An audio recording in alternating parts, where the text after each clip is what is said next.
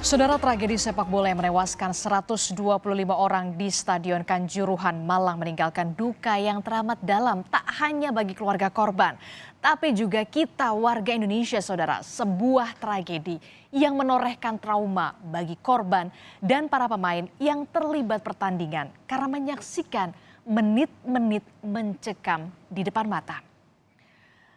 Kritikan pun datang, saudara, dari pelatih Arema FC Javier Roca kepada media Spanyol. Javier Roca yang saat itu berada di lokasi menjelaskan jika ada beberapa faktor yang menyebabkan tragedi Kanjuruhan terjadi. Yang pertama, saudara, adalah kondisi Stadion Kanjuruhan yang tidak siap. Di saat terjadi kepanikan massa, jumlah pintu keluar sangat terbatas. Selain itu, kondisi stadion yang sudah tua dan tidak memenuhi kapasitas dari banyaknya penonton, serta adanya tindakan pengamanan yang berlebihan dari aparat. Selanjutnya, rivalitas persepak bolaan di Indonesia memang acap kali memakan korban. Tragedi tewasnya 125 orang di Stadion Kanjuruhan menambah daftar pilu kematian supporter bola. Kami ada data terkait dengan kasus supporter Indonesia yang meninggal dunia dalam kurun waktu 5 tahun terakhir. Yang pertama, saudara, masih baru terjadi pada 17 Juni yang lalu pada saat laga Piala Presiden antara Persebaya melawan Persib di Stadion Gelora Bandung Lautan Api. 2 orang bobotoh, Ahmad Solihin dan Sofian Yusuf, meninggal dunia karena terjatuh saat berdesak-desakan masuk ke stadion. Dan selanjutnya pada 15 April 2018 saat laga Persebaya melawan PS Tira di Bantul, Yogyakarta, seorang bonek atau supporter Persebaya bernama Miko Pratama tewas dikeroyok orang tak dikenal di Solo di tengah perjalanan pulang usai menonton pertandingan. Dan selanjutnya ada tragedi tewasnya Jackmania Haringga Sirla. Haringga, saudara, tewas saat nekat ingin menonton laga Persib melawan Persija di Stadion Gelora Bandung Lautan Api pada 23 September 2018 yang lalu. Saat itu ia terkena sweeping dari pendukung tim lawan dan menyebabkan dirinya dikeroyok tanpa ampun. Kejadian ini bahkan sempat menyebabkan Liga 1 dihentikan sementara. Kita kembali pada tragedi Kanjuruhan, saudara. Pemerintah membentuk tim gabungan independen pencari fakta atau tim gabungan akan dipimpin langsung oleh Menko Polhukam Mahfud MD dengan Wakil Ketua Zainuddin Amali, Menpora. Serta ada Sekretaris Nur Rohmat, mantan Jampidum Kejagung, saudara. TGIPF beranggotakan 10 orang dari beragam latar belakang, mulai dari akademisi, ada juga jurnalis, mantan petinggi lembaga negara, aktivis hingga praktisi olahraga. Yang pertama, saudara, kami punya datanya ada Renald Kasali yang merupakan akademisi Universitas Indonesia. Kemudian ada Sumaryanto, akademisi UNY. Lalu juga ada Akmal Marhali, pengamat olahraga sekaligus koordinator Save Our Soccer. Ada juga jurnalis olahraga harian Kompas, Anton Sanjoyo. Serta mantan pengurus PSSI dengan lisensi FIFA, Nugroho Setiawan.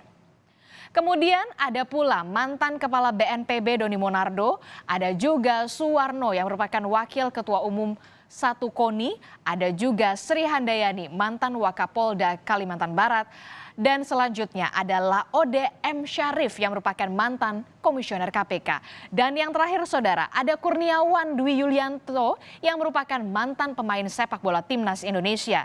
Setelah Kepres ini terbit, menurut rencana, tim akan menggelar rapat pertama malam hari ini. Rapat pertama ya memahami tugas sesuai dengan Kepres. Lalu yang kedua akan memetakan dan mengidentifikasi masalah. Yang ketiga bagi tugas. Sesudah itu nanti kesimpulan-kesimpulan. Nah, ketika bagi tugas itu bisa memanggil orang, bisa mendatangi tempat. Nah, itu kan harus dibagi karena itu kan banyak pihak yang harus ada yang harus ke FIFA. Dan saudara, video di samping saya ini adalah video Kapolres Malang nonaktif AKBP Ferly Hidayat beberapa jam jelang laga Arema kontra Persebaya pada Sabtu malam yang lalu. Saat itu saudara, AKBP Ferly memberikan arahan pada anggotanya untuk mewujudkan laga yang aman dan juga kondusif, di antaranya ada larangan untuk membawa senjata api dan juga larangan melakukan kekerasan. Kita simak arahan dari AKBP Ferly Hidayat berikut ini. Tolong tidak ada satupun anggota yang membawa senjata api. Tolong tidak ada yang melakukan kekerasan yang sifatnya eksesif.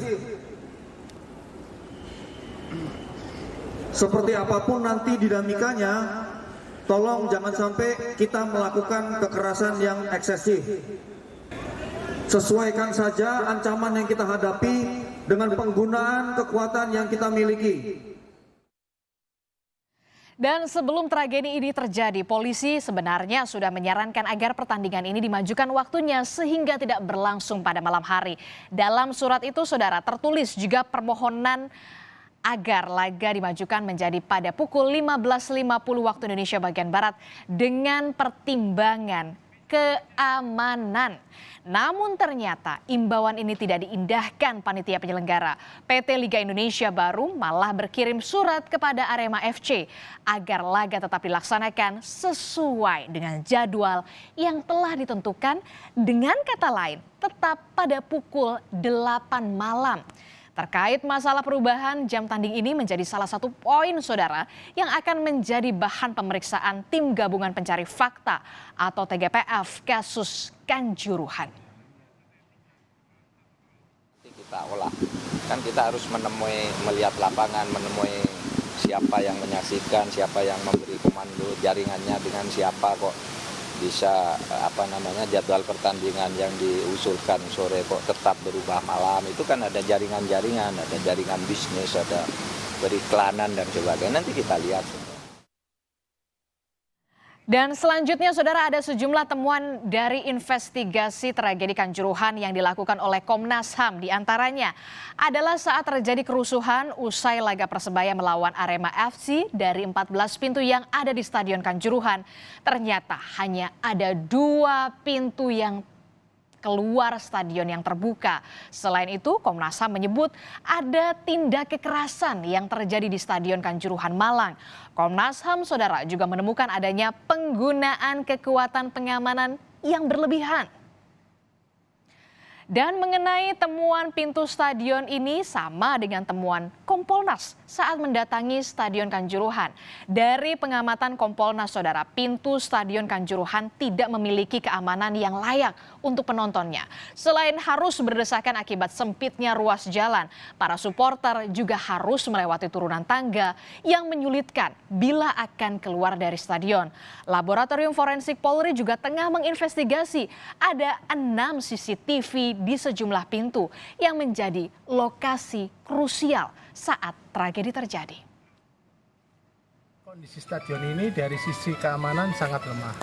Pertama adalah tempat-tempat evakuasi itu kalau kita perhatikan dalam keadaan normal pun berbahaya. Normal ya, berbahaya, apalagi darurat.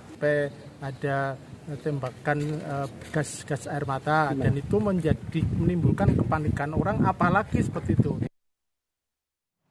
Tragedi sepak bola Stadion Kanjuruhan menjadi catatan sejarah kelam di pertandingan sepak bola dunia. Bahkan tercatat sebagai tragedi yang mematikan ketiga di dunia. Ini jadi ironi, di tengah pasukan Garuda Muda kita tengah melebarkan sayapnya. Investigasi dan evaluasi dari segala lini sangat diperlukan sebagai bahan untuk berbenah bagi dunia persepak bolaan Indonesia. Karena sejatinya sepak bola adalah hiburan bagi semua.